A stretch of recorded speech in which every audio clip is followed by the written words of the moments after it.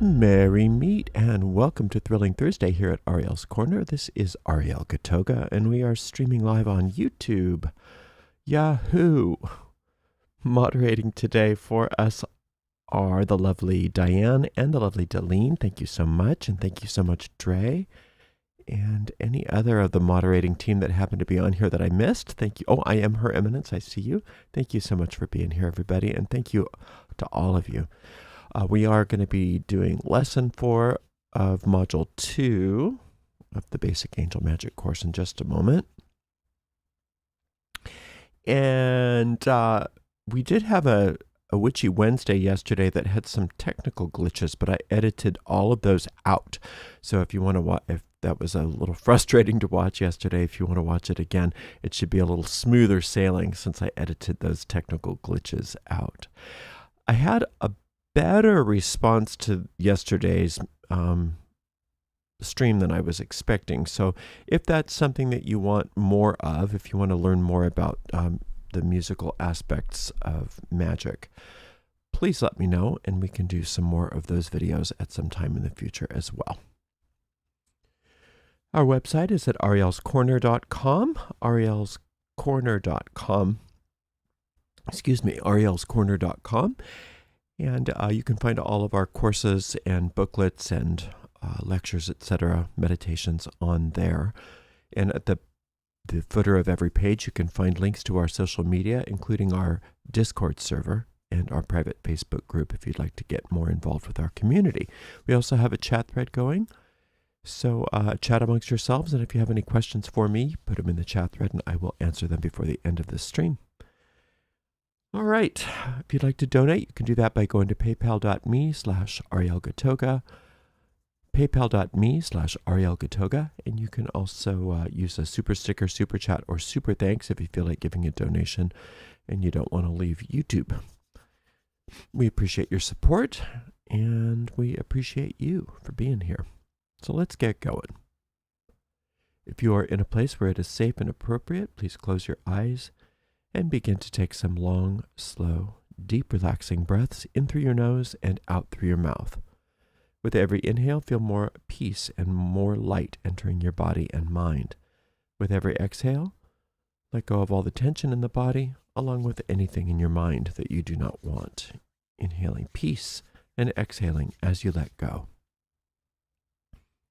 We picture ourselves on top of a beautiful mountain in the center of a circular grove of trees. In the center of our grove, a bonfire blazes forth, lighting us and the grove with a sacred golden light. This is the light of perfect love and perfect trust, and it easily and efficiently burns away everything that's not like itself, leaving us safe and serene.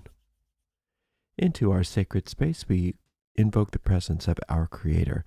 To many of us, our Creator reveals themselves to be a mother and father, a goddess and God. We also call upon our angels, our guides, our teachers. We ask that we be guided as we walk upon the way, becoming happier, more magical, wiser, and more loving people. Blessed be. This is Lesson 4 of Module 2 of the Basic Angel Magic course. This is an introduction to esoteric astrology. Astrology is an ancient practice, and it's rich in various mystical traditions that examine the intricate relationship between humanity and the cosmos. And modern astrology simplifies complex ideas, and many valuable insights from ancient teachings thus remain largely unrecognized. My journey with astrology began at the age of 12. But I had a teacher that later introduced me to esoteric or magical astrology, and that really captured my interest. Esoteric astrology transcends traditional or common, esoteric or magical astrology transcends many of the common practice methods that emphasize predictions. And the esoteric or magical astrology is something that we work with whether or not we ever concern ourselves with predictive astrology. It's a it's a magical system unto itself. In magical astrology, we view transits as events that are more like a weather report, guiding us into harnessing cosmic energies to our advantage. Most common practice astrology seems to be about bracing for challenges, such as during a Mercury retrograde. But what we do in magical astrology is we either try to overcome or ascend these types of things, or we use them to our advantage. We also, in magical astrology, don't see ourselves as passive recipients of planetary forces. We see ourselves as very powerful beings that are extensions of infinite intelligence that can't be necessarily influenced by many of these cosmic forces as we once were. At the core practice of the esoteric astrology that I teach lies angel magic, and that's rooted in ancient wisdom of the Magi. My teacher frequently stressed that one of the primary purposes of working with angel magic excuse me, I'm going to say that again. I'm still getting my voice back. My teacher frequently stressed that one of the primary purposes of working angel magic is to transcend passive acceptance of planetary forces. She likened this process to how yeast bubbles rise and separate themselves from unleavened dough. And in the same way, we are to rise above the cycles of birth and death, freeing ourselves from perceived tyranny of the cosmos. And through this work, we are called to step into mastery and liberation. Magical astrology teaches us the interplay between the planetary angels and the harmony of the universe. The sun, moon, and planets mirror humanity's design. The sun and moon are essential starting points for magical astrology among all the celestial bodies, and these in astrology are known as the luminaries. The sun embodies individuality and the essence of our core identity. It represents the traits that define who we are at our core. Physically, it governs vital aspects such as the spinal column, the heart, and our life force. Traditionally, the sun is believed to rule the right eye in men and the left eye in women. And from the Earth's perspective, it acts as the hour hand of the cosmic clock. Its annual journey through the zodiac symbolizes the ongoing evolution of our true selves. In contrast, the moon reflects the subconscious, or the deep mind. It shapes our instincts, our impulses, and our emotional development. The subconscious, I better say that again because it made it sound like I said the moon does that. The moon reflects the subconscious or deep mind, and the deep mind shapes our instincts, our impulses, and our emotional development. The deep mind is responsible for our temperament, our imagination, and the ever-changing tides of our emotions. Month to month, the moon's movement through the zodiac influences personal growth and life events. Physically, it is associated with the lymphatic system, flesh, and organs, as well as the left eye in men and the right eye in women.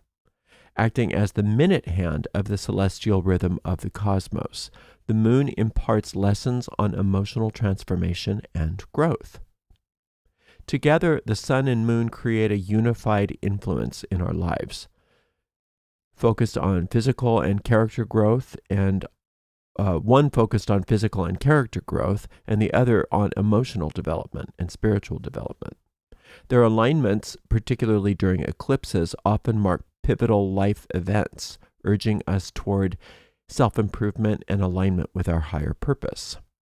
The sun and moon's positions in a natal chart reveal the nature of these inherent strengths and weaknesses and their role in shaping our evolution. In angel magic, all life is said to originate from starlight, with the sun, moon, and stars serving as cosmic forces that shape creation. Solar energy, representing the father and connected to the spine and generative organs, merges with lunar energy, representing the mother, nurturing representing the mother's nurturing essence linked to the womb. This balance this balance between solar and lunar energies forms the very foundation of existence. Your sun sign governs your outward experiences and conscious sense of self. Your moon sign influences your emotional world and your inner journey. According to tradition, the Creator aligned the sun and the moon at your birth, setting the foundation for your growth and purpose in this lifetime. Together, these celestial forces guide you toward a deeper understanding of who you are and your place in the universe. From the perspective of magical astrology, there are no good or bad placements in a birth chart. Each alignment perfectly suits your unique role and journey. Your chart represents a personalized curriculum, a path designed for you to embrace, master, and evolve into adeptship. So let's talk about the laws of gender and the laws of polarity. Life's harmony is rooted in the delicate balance between two fundamental energies, the masculine and the feminine, symbolized for us on this planet by the sun and the moon. These complementary forces form the foundations of creation and existence, beautifully embodied by the symbol of an equal-armed cross. The vertical line of the equal-armed cross represents solar energy, a dynamic, creative, masculine force. The sun, often revered as the father or the god, radiates its molten essence into the cosmos, shaping celestial bodies of the solar system, much like a human father's role in the procreation of a human body. In contrast, the horizontal line signifies lunar energy, the nurturing, receptive, and feminine force. The Shekinah or Shekinah, at their inner, I didn't do that right. Let's say that again. In contrast, the horizontal line signifies lunar energy, the nurturing, receptive, and feminine force, the Shekinah. At their intersection lies the union of solar energy and lunar energy, solar energy being light radiated and lunar energy being light reflected. This achieves perfect harmony. This interplay of forces is the cornerstone of all creation and a profound testament to the balance that sustains all existence. The origins of life are deeply connected to the balance of these solar and lunar energies working in harmony. In magical theory, the sun and moon are revered as the so-called keepers of life, shaping celestial movements and human experiences. This duality, represented by the solar and lunar forces, exists in every individual, regardless of physical gender. Achieving harmony between these energies is vital for life to flourish, while imbalance can lead to stagnation or decline. Understanding your sun and moon signs can uncover meaningful insights about you and your life. These signs serve as a compass, illuminating the lessons that you are here to learn, the challenges that you must overcome, and all the opportunities for personal growth that await you. Your natal sun and moon signs provide a roadmap for navigating life's twists and turns, each offering unique wisdom and highlighting the energies shaping your journey. Balancing solar and lunar energies is essential for navigating your life. Together, these energies guide your evolution, offering you an understanding of events and experiences that define your path. And by embracing this delicate balance, you can cultivate harmony, purpose, and fulfillment in your life. Exploring the dual nature of the self can reveal profound insights into our individualities and personalities. The sun sign represents the essence of who you are on a conscious level. The moon sign shows the self of the emotional and unconscious realms, shaping our intricate world. Each zodiac sign carries a higher nature, reflecting the strengths that we are meant to embrace, and also a shadow side, highlighting the weaknesses that we are here to overcome. So I've included a list of strengths and weaknesses of each sun sign and each moon sign, and that's included in your lesson, so I won't go over them in the lecture. The moon phases and eclipses are the most important planetary transits to consider for magical work. It's easy to get bogged down in the details of planetary movements, but in my personal practice, I keep everything very simple. I focus on the sun's movement through the houses in my chart, and I track where the full moon and dark moons occur each month and where they pass through in my chart. Understanding which house the sun, full, and dark moons occupy provides a straightforward overview of the monthly planetary weather, if you will. Now, if you enjoy tracking all of your transits and planetary transits and aspects, that's absolutely fine. But for me, I rely on my angels to guide me through everything without me needing to know anything about all of these transits. Some events like Mercury retrograde or Saturn returns tend to create unnecessary worry and often become self-fulfilling prophecies for many people who follow them. And I personally just focus on the most basic of transits as they hold relevance for timing my magical work. And that's what's most important for me.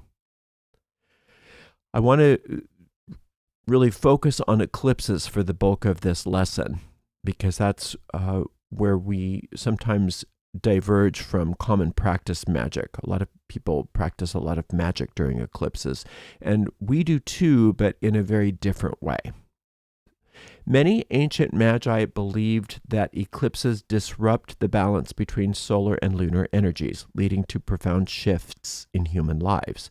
During an eclipse, the temporary, quote, darkening of the light can heighten less desirable traits in our nature, which thus influences our behavior. The effects of an eclipse vary depending on the zodiacal sign in which it occurs. Historically, eclipses have been shrouded in mystery and fear. In ancient times, civilizations often interpreted the sudden darkness of an eclipse as a loss of cosmic harmony, sparking the creation of rituals aimed at countering the perceived negativity and restoring balance. These practices were designed to symbolically and spiritually combat the darkening of the sun or moon during an eclipse. As you know from other lessons in this course, we traditionally, in this tradition, we tend to go dark, magically speaking, for at least 24 hours after an eclipse. However, there is a ritual that I learned that is to be performed during an eclipse. This ritual actually begins 1 hour before the eclipse and requires a lamp or candle dedicated to the sun and moon. To commence the ritual, the flame is lit while reciting an incantation. The flame then remains burning throughout the eclipse and for an additional 8 hours after its conclusion. If the flame begins to dim, a new one must be lit during the original. If a flame begins to dim during this ritual, a new one must be lit from the original one. Importantly, the flame should never be extinguished manually. It must be allowed to burn out naturally. This act of sustaining light carries both spiritual and symbolic significance, representing resistance to darkness and alignment with the Creator's enduring brilliance.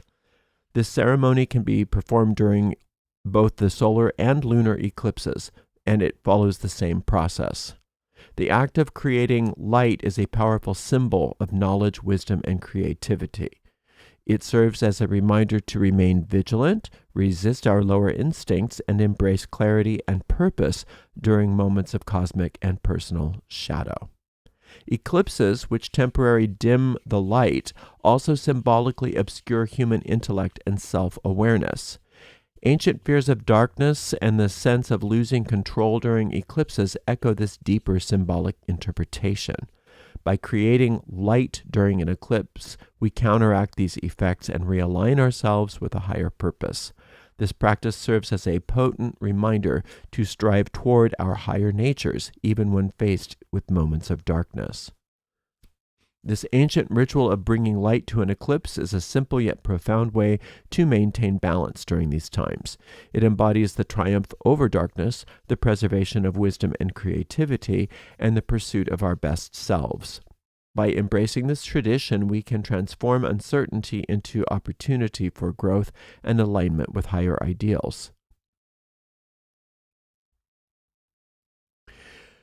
My teacher described this concept of wheels within wheels, which offers a fascinating way to see things. It offers a way to see the interconnectedness of life and the cosmos. Often, this phrase, wheels within wheels, is used to describe the intricate systems within systems, and to illustrate humanity's place as smaller wheels within the grander mechanisms of the universe, be it the solar system, the galaxy, or the cosmos. These so-called wheels, whether celestial or human, all operate under the same universal laws, reflecting the harmony and order inherent in the universe. In this vast expanse of the universe, celestial movements beautifully embody the wheels within wheels concept. For example, the Earth's orbit around the Sun dictates the changing seasons, while its rotation on its axis brings day and night. The Moon, with its synchronized rotation and orbit around the Earth, adds another layer to this cosmic choreography. These patterns, planets orbiting the Sun, the Moon orbiting the Earth, and Earth's own rotation, mirror the cycles of human life. In this perspective, a person's life from birth to death can be seen as its own orbit, underscoring the cyclical nature of existence. Astrology ties this cosmic interplay directly to human life, particularly through horoscopes determined at the moment of birth. A common question arises about how premature births might impact horoscopes. Regardless of the circumstances of birth, astrology holds that all life begins with the first breath. This precise moment marks the foundation for the horoscope, as it determines the alignment of celestial bodies at the time life and destiny take place. Two of astrology's most influential celestial bodies, the Sun and Moon, profoundly impact life's orbit. The Sun represents, like we said, the core self, and the Moon represents the unconscious self. And the relationship between the Sun and Moon signs lies at the heart of what we're talking about. Studying the signs of the zodiac thus provides the valuable insights that we need. Your moon sign plays a very important role in shaping your spiritual path. The angel associated with your moon sign channels its unique strengths to guide, support, and nurture your growth. While the strength of your moon sign reflects your most positive attributes, its weaknesses may reveal hidden flaws or less desirable tendencies.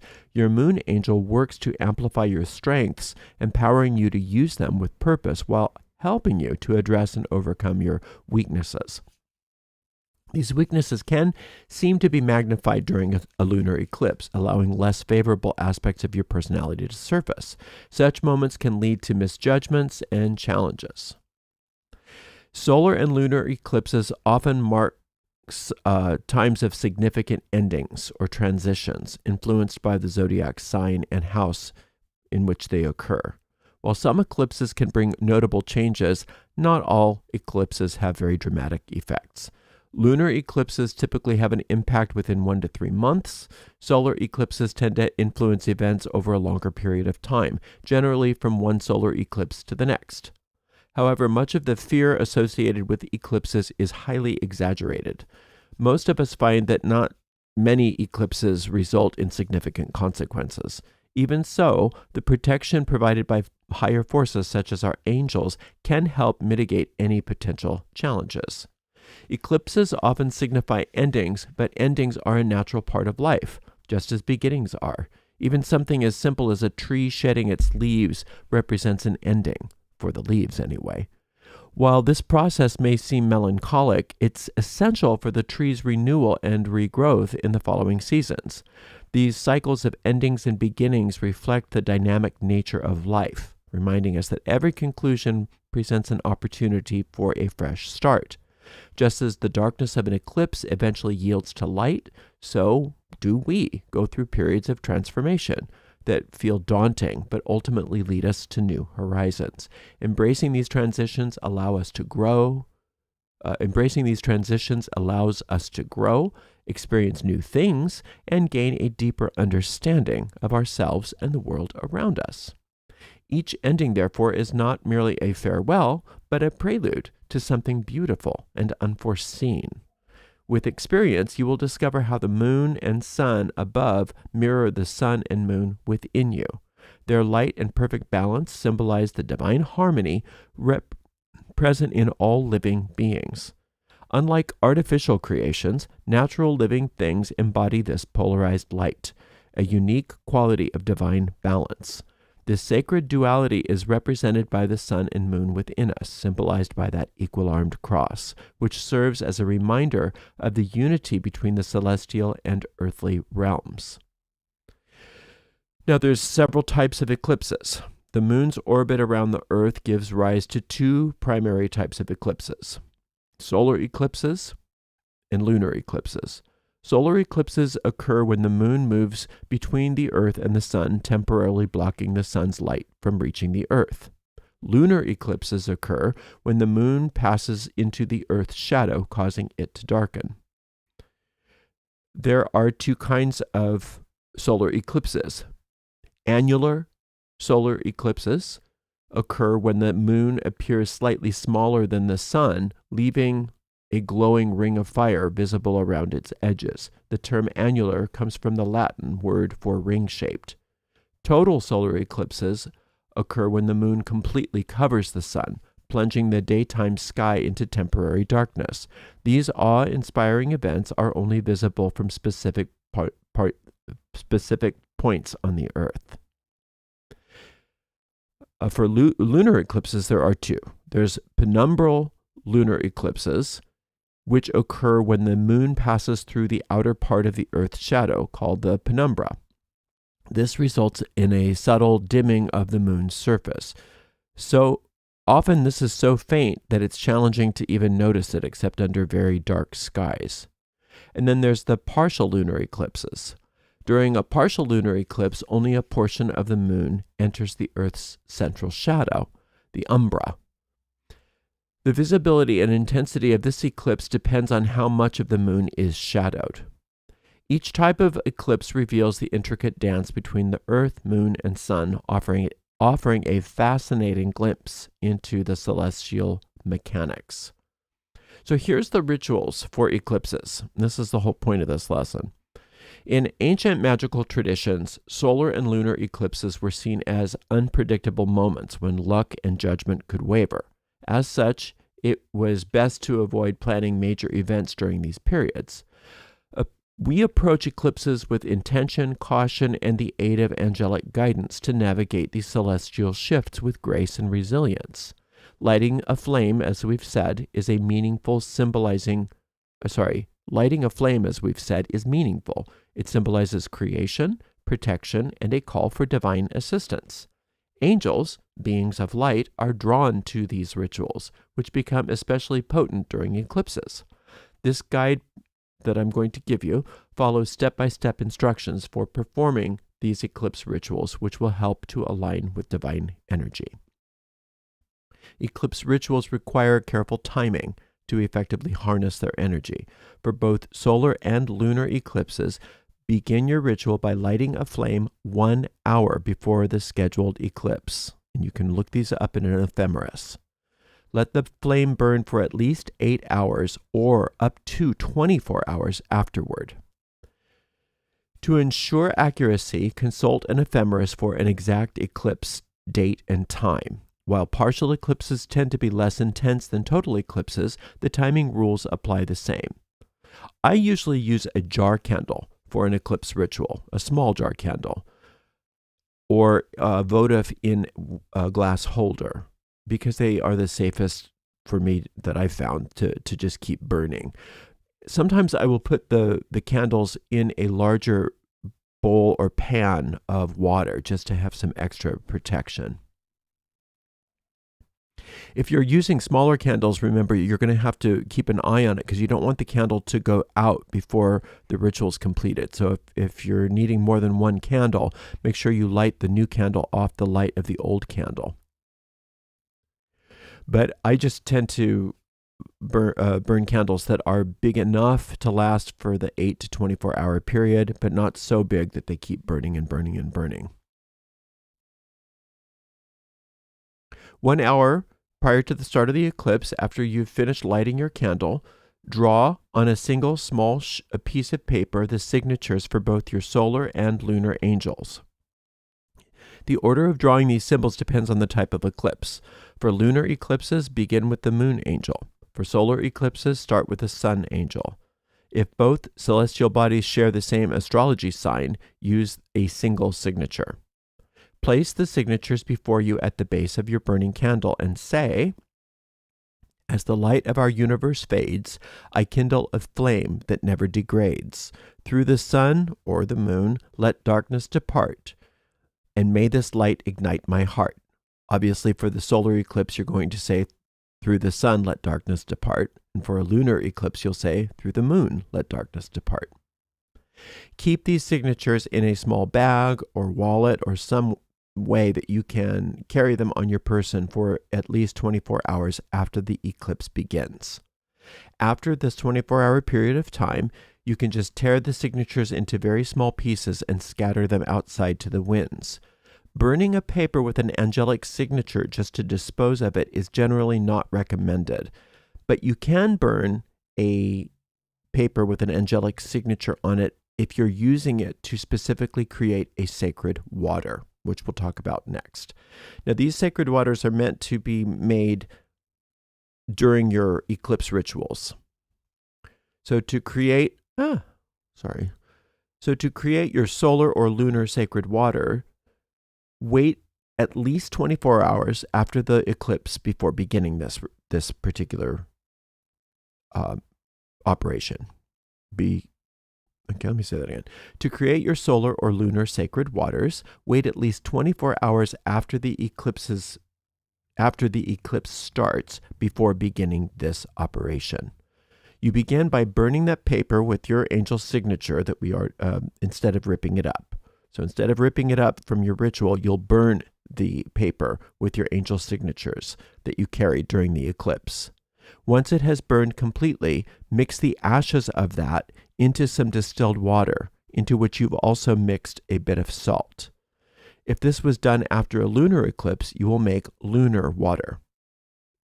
Expose this jar of salt water and ashes to moonlight for 3 consecutive nights. For solar water, you will expose the salt water and ashes to sunlight for 3 days after a solar eclipse. You don't need to leave the jar outside all day or night. Just ensure that it is exposed to either the moonlight or the sunlight once a day for 3 consecutive days.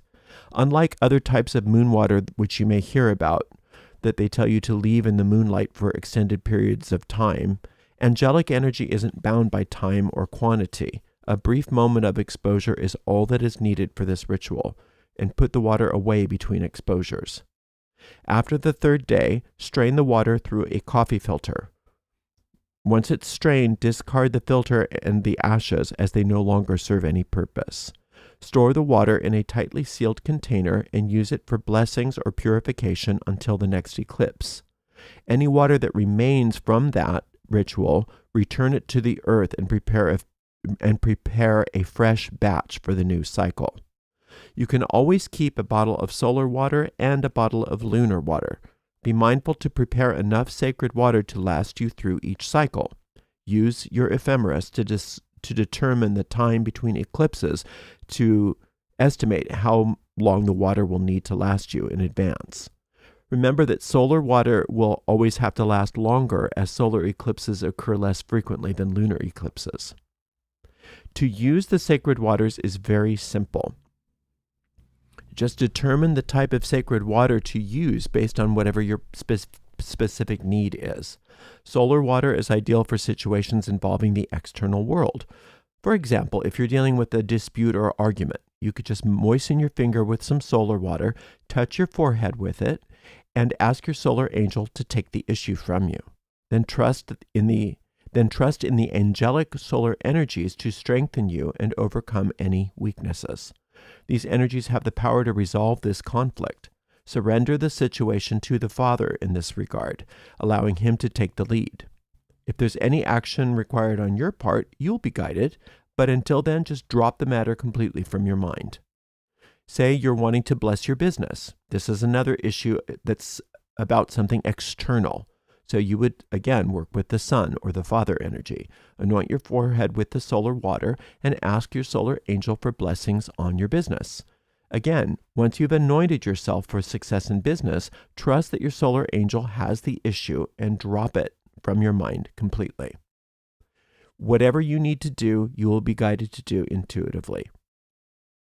Now, imagine that you're overwhelmed with worry. Unlike external conditions, which are ruled by the solar energy, worry is quiet and internal. So to address this, you might moisten your finger with lunar water and gently touch your forehead. Trust the angelic lunar forces to bring balance and calm. Release your concerns to the mother, letting her wisdom and grace handle them. Then free your mind from the matter completely. If you're seeking inspiration, say for a story or a creative project, this is also an internal lunar situation. Anoint yourself with the lunar water while giving the situation to your lunar angel. Once you've done this, just let it go. You will find inspiration striking when you least expect it. If you're not sure which water to use, you can just anoint yourself first with the solar water and then follow with the lunar water. Alternatively, you can make a composite water by mixing equal parts solar and lunar water into another separate bottle. This sacred water, symbolizing harmony, can be used for any purpose. Just remember to dispose of it before the next solar or lunar eclipse. There's no conflict among angels. They all work together harmoniously. Our teachings include the idea of compatible and incompatible angelic days and hours, and these are tied to planetary energies. This gives structure and order to our magical practice and honors the ancient astrological principles.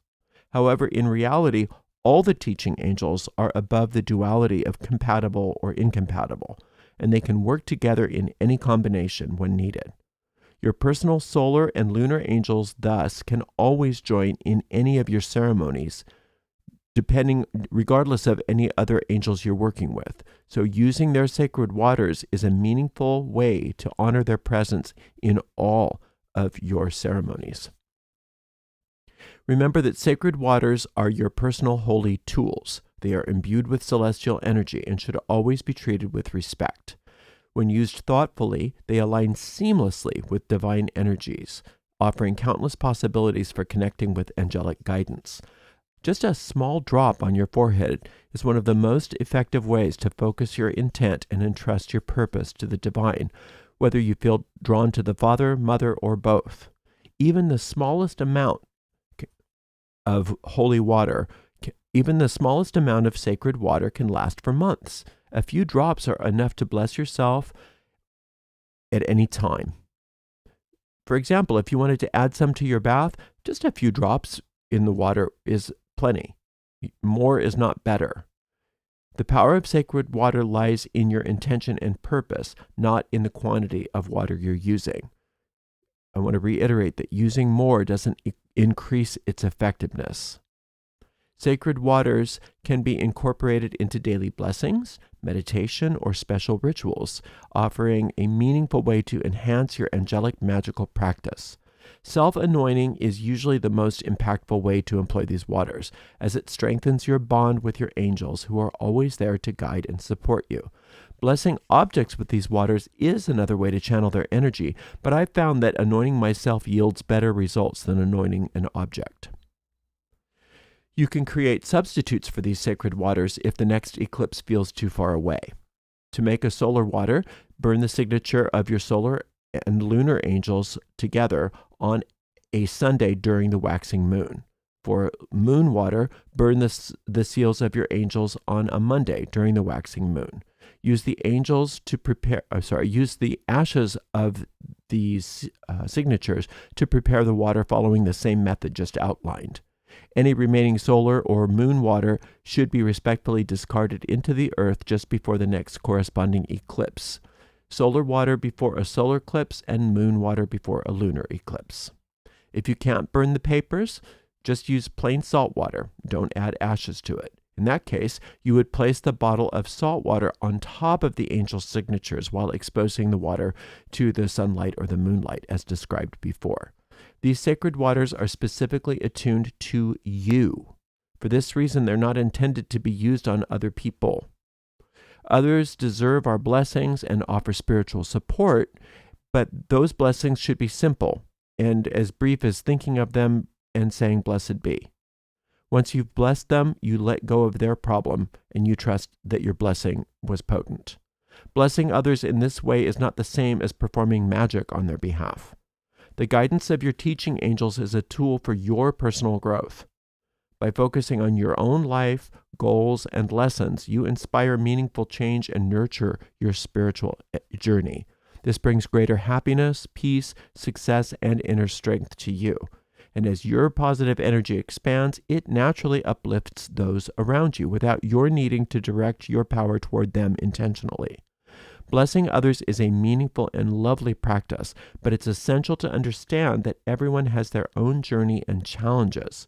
If you can't hold positive thoughts about someone, instead of thinking about their problem after offering them a blessing, don't think about them at all. If you can't, after you've blessed them, think about them in a positive manner and you're still obsessed over their problems, drop the thought of them altogether. You're not serving them by worrying about them. Blessings carry great power, and if a person is open to receiving your blessings, they will benefit. However, it's essential not to seek proof or look for signs of their healing from your blessing. You just let it be. Spending energy worrying about other people's struggles is not the most productive path. Instead, focus on your magic and trust that your light and progress will naturally lift those around you without any effort on your part.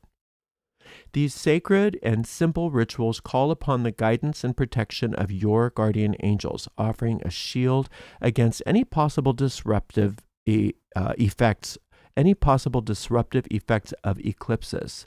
Beyond safeguarding, they dispel negativity and attract good fortune and reveal the power of divine magic to rise above the influence of any celestial event. And that's the end of this lesson. All right, let's see if we have any questions. We do not. Okay, well, thank you so much for being here. I so appreciate you. I hope you enjoyed this lesson. These will be eventually edited and the handouts all uploaded to the Basic Angel Magic Lessons page. It's just I've had so many other things going on that it's just going to take as long as it takes, but we will get to it. Thank you so very much for everything.